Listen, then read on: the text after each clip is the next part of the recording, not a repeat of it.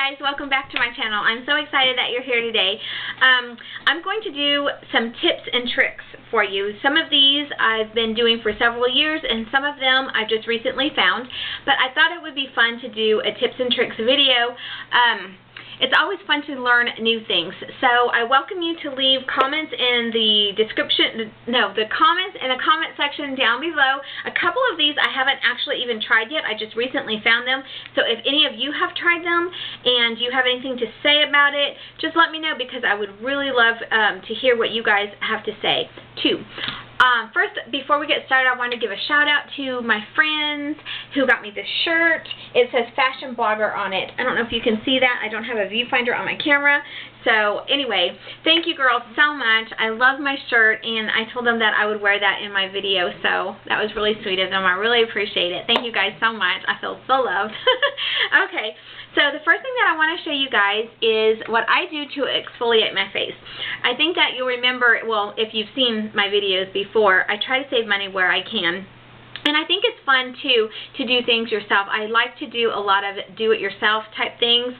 And this is one that I found that I really like a lot. It is an exfoliator and a skin brightening exfoliation treatment that I really love. And what I do is I get organic sugar, and I get the small granules, not the bigger ones, because when you're working on your face, you want to use smaller granules because your skin is very fragile, and especially around the eyes is the thinnest skin that we have on our bodies, and it ages the quickest, and anything that you do, tugging, pulling, scraping, things like that, is going to make a difference. So I get the small granules, and what I do is I usually will use an organic lemon, which I don't have today, but when I do, I will cut the lemon open and use the fresh squeezed lemon juice on my cotton round. But I don't have that today. I have this little guy, so this is what I'm using. Okay, and I use a cotton round versus a cotton ball because cotton balls suck up all your product, no matter what it is you're using. If it's lotion, fingernail polish remover, whatever it is, it just sucks up all of the product and you're wasting product. So I use the cotton rounds. And for this exfoliation treatment, I use this side, which is the textured side. There's a smooth side and the textured side. The textured side gives a little bit more exfoliation. So I will sprinkle that textured side of the cotton round with my lemon juice, and then I will take some of the sugar and sprinkle some of the sugar onto the lemon juice on the cotton round and rub it around on there like that, and then I just apply it in a circular motion. I've got errands to run, so I'm not going to do that, but that is how it goes. You just work it around in circles on your face, and it makes your skin so soft on your face. It is really, really nice. I like it a lot. It's probably one of the best. I have some other exfoliators that I get at the store, but this one is really, really good. I'm not going to lie, and it's super cheap. And then also what I like to do is I will take the sugar that I just showed you and put honey in a little bowl and then just rub that on my lips, and that works as a great lip exfoliator. Gets all the dead skin off your lips. If you have chapped lips, it kind of helps the healing process to rejuvenate the skin and bring the newer skin to the surface. I love that stuff. Okay. Next thing that I like to do for my eyeshadow is I will use the NYX eyeshadow base in white. I don't use this all over the lid because I do have dry lids, and any moisture that's in here, my eyes just suck it up. So I have to be careful, and I just use it on the lower part down here by the eyelash line, and it really does a great job of making your eyeshadow just pop. If you have oily lids or you're younger than me, this will be a great thing. A lot of people I've heard suggest using an eyeshadow, gosh, what do you call these things? An eyeshadow stick or an eyeliner. But again, those are going to cause tugging and pulling on the eyes, and you don't want to do that. So this is a cream, and it's going to work great. So I'm going to show you real quick how this looks. This, you can use any eyeshadow you want. I'm just going to use the Urban Decay eyeshadow, which is already highly pigmented, but I just want to show you with even a highly pigmented eyeshadow how amazing this is. Alright. It's so beautiful. And again, if you have dry eyelids, all you have to do is just keep it down low to the eyelash line. Okay, there you go. Not sure if you can see that. Again, I don't have a viewfinder. I'm so sorry. But this is with the primer underneath, the white primer, and this is without. So you can really see how it causes your eyeshadow just to really pop and be super, super pigmented, which is really fun, if that's what you want. Okay, and then also keeping in tune, I guess, with being careful with your skin on your eyes, I'll tell you a little trick that I learned about plucking the eyebrows. Eyebrows.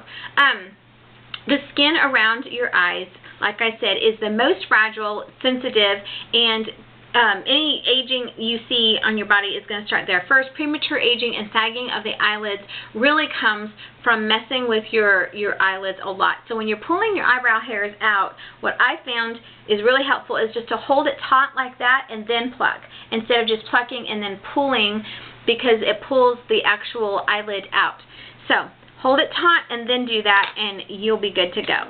All right, one thing that I like to do for gel eyeliner is when I don't have any, if I'm in a pinch, I found that using my mascara works just as well. You take the wand out, which I can't hold with one hand, okay, and then using an eyebrow or any kind of brush that you have. This is actually an eyebrow brush, but you can use anything. This is angled.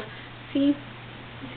Don't know if you can see that. But anyway, I just dip it in the mascara, and there you go. Beautiful gel eyeliner. And that is a great thing in a pinch. Okay, one thing that my mom used to do while I was growing up is she would take her eyeliner and she would heat it for a few seconds in her lighter. And she would just hold it up like this for a few seconds, like I said, and just get it warm. You don't want to actually put it into the fire because it will ruin your eyeliner, and then you'll have to sharpen it down again. So just a few seconds in there, get it warm, and then let it cool for about 15 seconds, and then it makes another beautiful gel eyeliner.